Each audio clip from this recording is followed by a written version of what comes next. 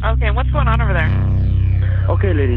Me, my dad, and my brother, we're working on a truck in our backyard, and we have a big lot outside, right? Correct? Okay.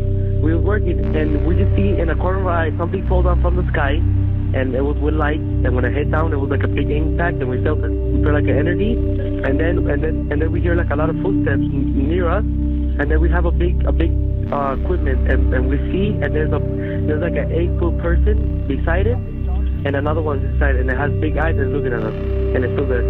Okay, where is this on your property? In my backyard. I swear to God, this is not a joke. This is actually weird. So there's we're terrified of it. So there's 2 people or 2 subjects that are in your backyard?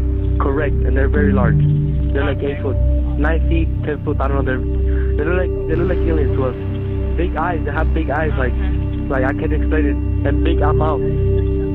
They're shiny eyes, and they're not human. They're 100% they're not human.